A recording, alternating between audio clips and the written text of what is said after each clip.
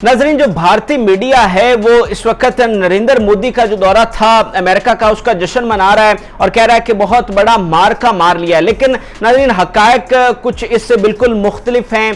आज की इस वीडियो में मैं आपको एक तो वो जो इंडियन मीडिया लिख रहा है कि कोई बड़ा मार्का मार लिया है, कोई बड़ी फतह हासिल की है नरेंद्र मोदी ने, वो दिखाऊंगा। और उसके साथ साथ जो असल हकायक हैं, जो अमेरिका का मीडिया छाप रहा है या जो न्यूट्रल जराए लिख रहे हैं कि किस तरह मुंह की खानी पड़ी है मोदी को, किस तरह कामला हारिस से जो वाइस प्रेसिडेंट है अमेरिका की उनसे डांट पड़ी है, और जो बाइडेन है उनकी मुलाकात में गांधी का जिक्र क्यों किया गया, आरएसएस का जो इनका नजरिया है, किस तरह जबरदस्त तमाचा एक तरह से मारा है जो बाइडेन ने। और उसके साथ साथ जो क्वाड का, ये जो 4 मुल्कों का अलायंस हो रहा था पाकिस्तान और चाइना के खिलाफ, उस पर जो ववेला मचाया जा रहा था कि एक बहुत बड़ी अचीवमेंट कर ली है, उस पर भी किस तरह नाकामी हुई है भारत को। ये तमाम चीजें जो है नाजरीन सोर्स के साथ और जो न्यूट्रल जराए हैं उनकी जो स्लाइड्स हैं वो उनके साथ आपके सामने रखूंगा ताकि उसकी जो ऑथेंटिसिटी है वो किसी तरह से चैलेंज ना हो सके। सबसे पहले जो इनकी मुलाकात हुई है कामला हारिस के साथ, वो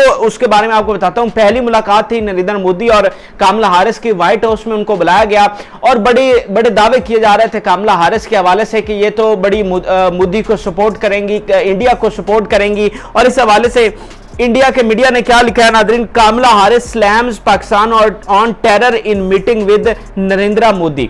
अच्छा, अब ये हिंदुस्तान टाइम्स लिख रहा है कि जो कामला हारिस के साथ मुलाकात हुई उसमें जो कामला हारिस है उन्होंने पाकिस्तान का जो टेररिज्म है उस पर बात की, यानी उनके हक में जो मोदी के जो चाह रहा था वैसा हुआ। लेकिन इसके साथ साथ नाजरीन जो न्यूट्रल जराए है, जो अमेरिका का मीडिया है, वो क्या लिख रहा है, लॉस एंजल्स टाइम्स है, ये आप जरा देखें।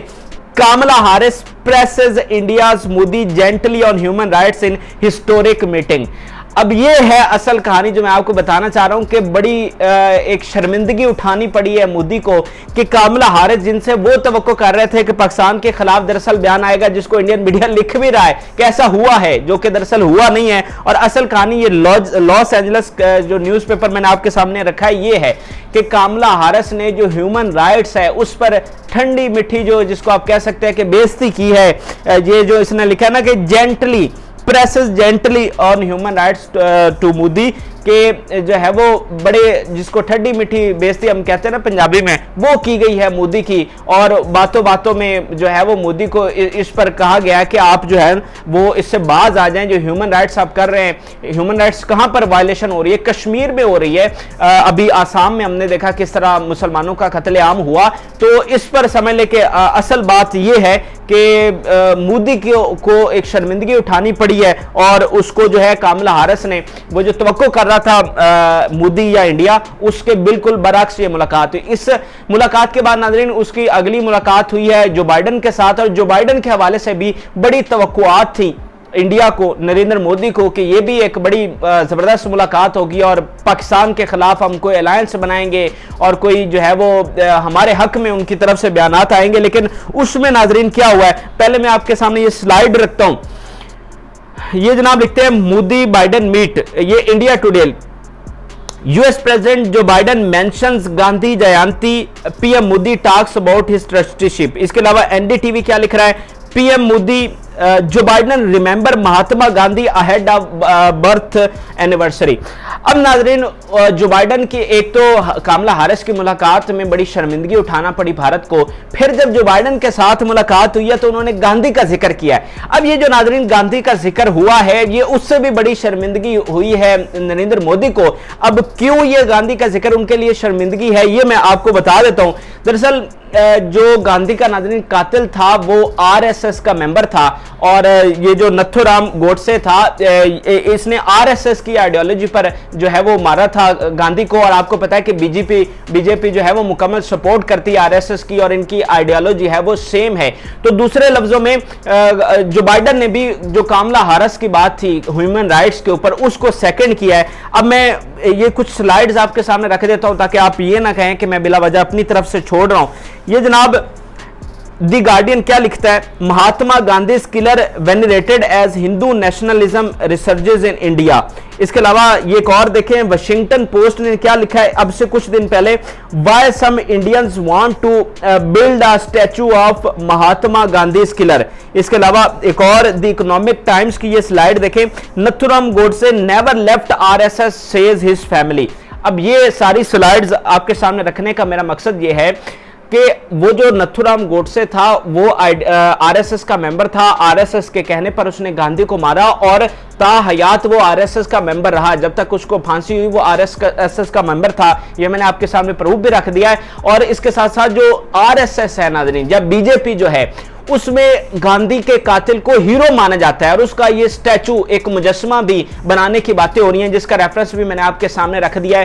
तो गांधी का जिक्र बराह रास्त मोदी पर एक तरह से अटैक था, वो जो ह्यूमन राइट्स के ऊपर जो वहां पर बाल मचाया हुआ है। इसके अलावा जो वो स्टैचू बनाना चाह रहे हैं गांधी के कातिल का, उस पर भी समझ लें कि इशारों कनायों में जो है वो मोदी को जो बाइडेन ये बात समझाने की कोशिश की है कि तुम इस चीज से बाज आ जाओ। इसके अलावा कुछ और अमेरिका के जो न्यूज़पेपर्स हैं उन्होंने पिछले कुछ रोज में लिखा था कि अगर मोदी के साथ, अगर इंडिया के साथ अगर अलायंस करना चाहता है अमेरिका चाइना के मामले पर, तो फिर उसको एक बड़ी कॉस्ट अदा करनी पड़ेगी अमेरिका को। और वो कॉस्ट क्या होगी, मोदी का जो ह्यूमन राइट्स हैं उस पर, कि जो ह्यूमन राइट्स की वहां पर बवाल मचाया हुआ है मोदी ने, उस पर फिर आंखें बंद करनी होंगी अमेरिका को, और ये उसके लिए एक ह्यूमन जो है वो कॉस्ट होगी। तो ये तो मुलाकात का मैंने आपको बता दिया कि किस तरह नाकामी हुई है। और दूसरी तरफ इंडियन मीडिया लिख रहा है कि वो जो अब ये जो गांधी के साथ मुलाकात का मेंशन किया है, इसमें इंडियन मीडिया कुछ और राय दे रहा है, लेकिन जो अमेरिका का मीडिया या जो न्यूट्रल्स राय हैं उन्होंने ये सारी कहानी सामने रखी है कि गांधी का मेंशन करना कितना बड़ा एक शर्मिंदगी थी मोदी के लिए। तो ये तो एक मुलाकात वाला चैप्टर हो गया कि जिसमें उसको नाकामी हुई है। अब आ जाते हैं क्वाड की तरफ।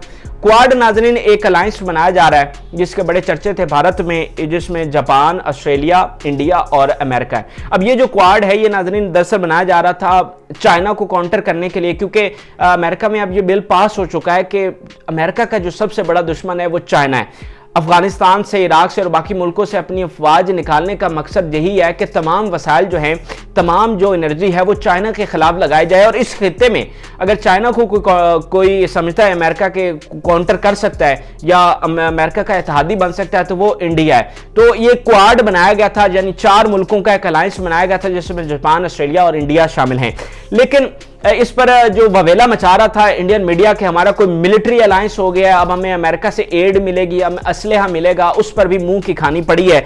अब इसमें हुआ क्या नाजरीन, ये जो क्वाड की मीटिंग हुई है इन 4 मालिक की, उसमें नाजरीन सिर्फ 25 स्कॉलरशिप्स दी गई हैं इंडिया को। टोटल 100 स्कॉलरशिप्स थी जिसमें 25 अमेरिका ने खुद रखी हैं, यानी खुद अमेरिका दे रहा है और 25 खुद ही रख ली हैं। अमेरिका ऑफर भी कर रहा है और 25 अपने स्टूडेंट के लिए रखी हैं और 25-25 जो हैं वो तीनों मालिक जापान और ऑस्ट्रेलिया को दी हैं।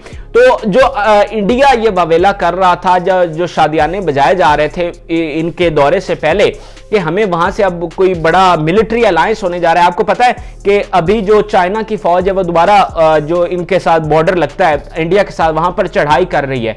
दोबारा से एक बड़ी फौज जो है, एक भारी जो असलहा है और मशीनरी है वो वहां पर पहुंचाई जा रही है, क्योंकि आपको पता है कि पिछली सर्दियों में इनके साथ लड़ाई हुई थी।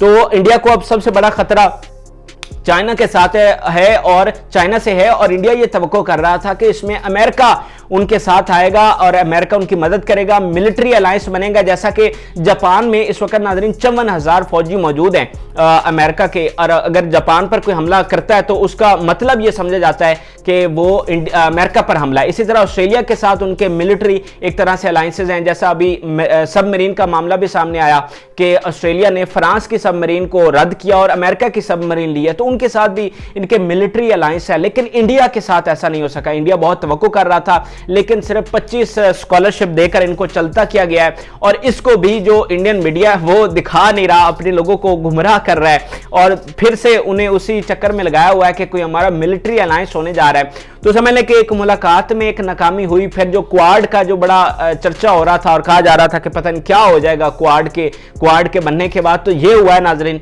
कि इंडिया को 25 स्कॉलरशिप मिली हैं। तो एक तरह से जो पूरा दौरा था या पूरा एक अलायंस जो बन रहा था उस पर मुकम्मल नाकामी हुई है इंडिया को, और वो जो तमाम सबूत है वो मैंने आपके सामने रख दिए हैं। दूसरी जानिब जो चाइनीज़ फौज है वो दोबारा इनके बॉर्डर्स पर चढ़ाई कर रही है, और अभी जो सर्दियाँ आ रही हैं उसमें ये इसकी तवक्को है कि दोबारा से इनकी आपस में टकराव होगा, लेकिन इंडिया को बचाने के लिए अमेरिका नहीं आने वाला जिसकी वो तवक्को कर रहे थे। तो ये आज की वीडियो थी जिसमें रेफरेंसेस के साथ मैंने तमाम चीज़ें आपके सामने रखी हैं। आपकी सारे मामले पर क्या राय है मेरे साथ कमेंट सेक्शन में ज़रूर शेयर करें। हमारे चैनल को सब्सक्राइब करना मत भूलिएगा, और इन वीडियोज़ को ज़्यादा से ज़्यादा शेयर करें ताकि ज़्यादा से ज़्यादा लोगों तक ये अहम मालूमात जो है वो पहुँच सके। इजाज़त दीजिए।